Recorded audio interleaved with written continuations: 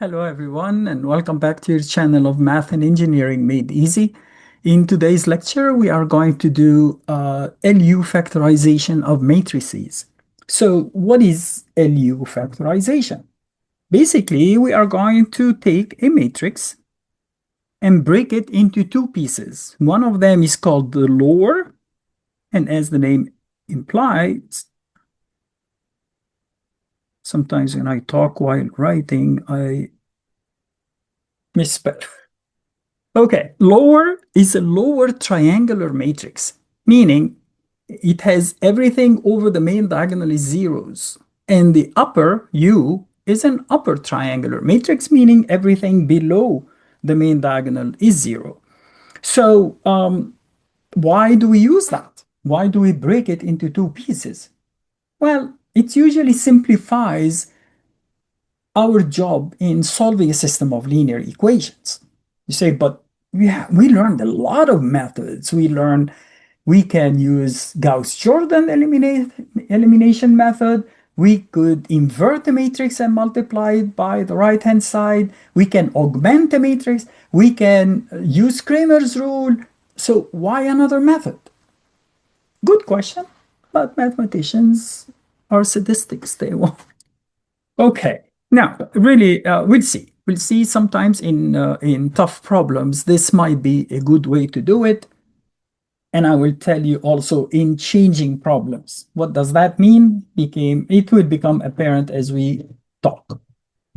So we are going to take an example. I'm going to show you the mechanics of how to split it into L and U, check our work, and then see why it may help in other situations. So we are going to say our matrix A is a 3 by 3 matrix, 3, 0, 1. We want to make sure that it's invertible here because we are going to use it to solve a system of linear equations. So if I make that 6, I'm not going to make that 0. Make sure that they are not multiple of each other, and the third is not any linear combination of those.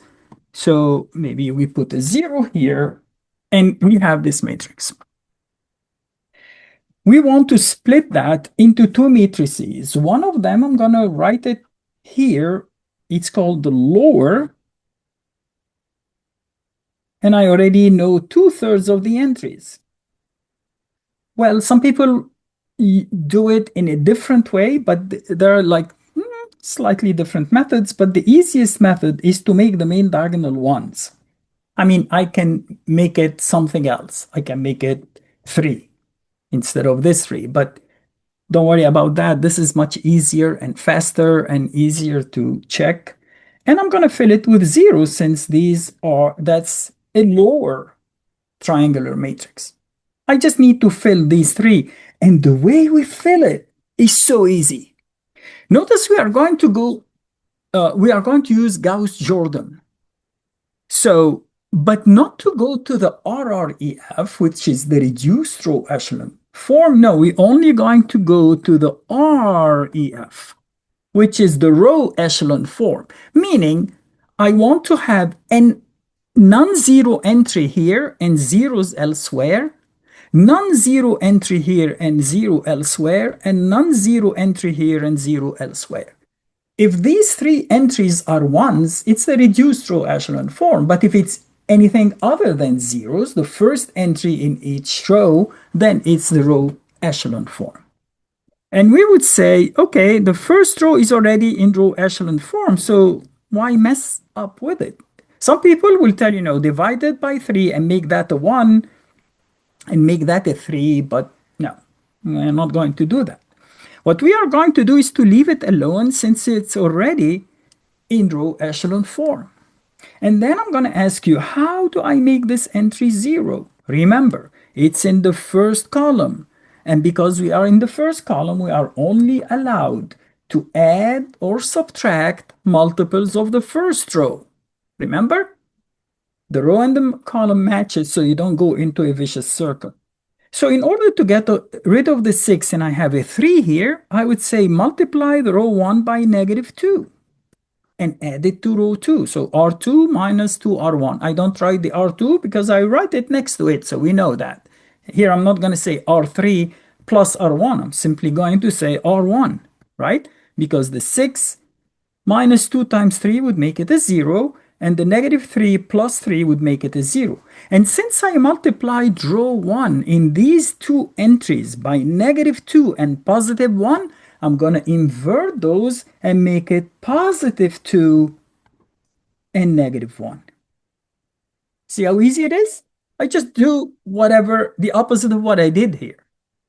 Let's fill this first. 6 minus 6 is 0. 1 minus 0 is 1. 1 minus 2 is negative 1. And then I'm going to add these two up. 3 minus 3 is 0. 0 plus 1 is 1. 1 plus 0 is 1.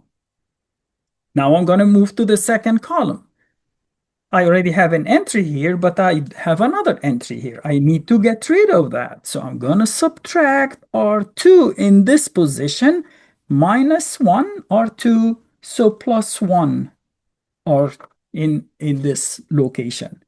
And finally, I already found the lower, and the upper would be 3, 0, 1, 0, 1, negative 1, 0 minus 0, 1 minus 1, 1 minus negative 1. And that is the upper. Now if I multiply these two, L times U, okay, L times U, you will get the original matrix. You can make that as an exercise.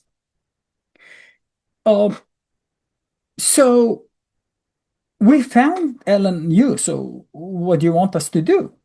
Well, we are going to assume that we had an equation here, 3x1, no x2 plus x3 equals 6x1 plus x2 plus x3 equals, and negative 3x1 plus x2 equals. So let's give some numbers. So let's make up some numbers. Let's say x1 is negative 2, x2 is 3, and x3 is 1. Just some simple numbers. Meaning the original problem was 3 times negative 2 is negative 6, plus 1 is negative 5. Negative 12 plus 3 is negative 9, plus 1 is negative 8. And this was 6 plus 3 is 9. That was the original problem. And we learned how to do it with Gauss-Jordan, or how to write it in matrix form. We are going to say A times X equals B, where B is the right-hand side. But now we said A can be written as L times U times X equals B, right? Because we said if I multiply this matrix by that matrix, and I told you, in fact, you know what? Maybe we can go to our matrix.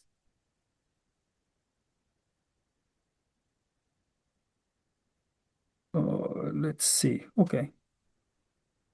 I'm going to go and maybe save that as matrix 1 and this as matrix 2 and solve. So we are going to say second matrix. So, oh, no, second matrix, not math. So this one is a 3 by 3. It's 1, 0, 0, 2, 1, 0, negative 1, 1, 1. Okay. And then the second matrix, I'm going to call it B. Oh, I'm sorry. Second matrix, I'm going to go down here, make it 3 by 3. It's 3, 0, 1, 0, 1, negative 1, 0, 0, 2. Okay. Oh my God, why am I doing? Okay, so I'm going to multiply matrix L by matrix U. L was the first one we entered. So matrix A times second matrix B equals, I get 301s. So we know it's correct. Sorry. Okay. So when I multiply these two matrices, L times U. So now instead of UX, I'm going to call this guy Y. Y. Yeah, to make it easy. Ly equals B. Okay? So if I make Ly equals B, I will get three equations. L here is this guy. So 1, 0, 0, 2, 1, 0, negative 1, 1, 1, times y, which we don't know. So y1, y2, y3 equals the right-hand side, which is negative 5, negative 8, 9. Notice we can start from the top and go down because this equation said y1 equals negative 5. And if this is negative 5, then 2 times negative 5 is negative 10 plus y2 equals negative 8. So y2 must be positive 2. So when I say negative 10 plus 2 equals negative 8. And if this is negative 5 times negative 1 is positive 5 plus, plus 2 is negative 3. No, no, I'm sorry. We said 5. 5 plus 2 is 7. So this is also 2, right? And finally, since y was equaling ux, so I'm going to write the third equation, which is upper 301, 0, 1, negative 1, 0, 0, 2, times x1, x2, x3, u times x, equals y, which is the right-hand side. But this time I'm going to work my way up. So x equals, I will start with x3. 2x3 is 2, so x3 is 1. And if this is 1, x2 minus 1 is 2, so x2 must be 2 plus 1 or 3. And if this is 1, 1 times 3, I'm sorry, if this is 1, 1 times 3 is 3, and there is nothing here, right? So, I'm sorry, this is 1. So 1 times 1 is 1. When I move it to the other side, it becomes negative 1 minus 5 is negative 6. So 3x1 is negative 6, x1 is negative 2, which is the original problem we have. And you would say, wow, that's too many. So I did reduce row echelon form and I created the L. I solved for Y, substituted to solve for X. Couldn't I just do reduce row echelon form? Yeah, absolutely you could. So why do we do that? Usually, sometimes if I save the U and the L of that matrix might have represented a truss or a frame if we are doing engineering analysis, okay? And maybe the right-hand side with some loads acting on the structure. But these loads change over time. Today they were negative 2, 3, and 1. In another time, they may be 7, 4, and negative 2. So instead of going back every time and solve reduced row echelon form to find the new answer, we could have saved L and U and solve much easier. In fact, sometimes, in fact, I have, if you are interested in the engineering analysis, I made a video on storing the inverse of the function. Remember, if I multiply that, the inverse of that by the right-hand side, I get the answer. So we did a large matrix of a truss, and we stored the like um, the coefficients, I would say, of all the joints And then when you change the right-hand side, all what I have to do is to multiply the inverse of this function, which will never change because that's the same structure, times the right-hand side. You got the answer right away. There is no reason to resolve every time your load changes. So you were in the design phase and you did some numbers and then you realize, no, these numbers were not correct. I forgot to include, the wind effect, whatever the case might be. Or because we are going to install another crane in this factory and it will have to be moving between joints and stuff like that. I don't need to resolve it every time. If I set the inverse of that function, you just give me the loads, I'm going to multiply these two matrices and get the answer in no time.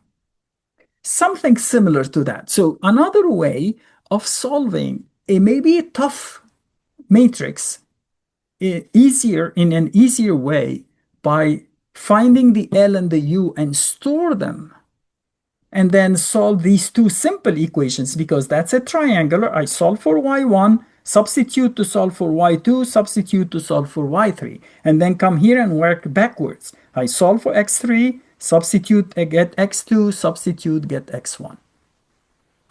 I hope you like this method. Again, it's one of the stuff you need to learn in linear algebra. There is another type of factorization that we will learn later, probably if we do the Gram-Schmidt way of finding like orthogonal entries and orthogonal matrices, but that might be a topic of a different day. I hope you had a good time. I wish you all the best and hope to see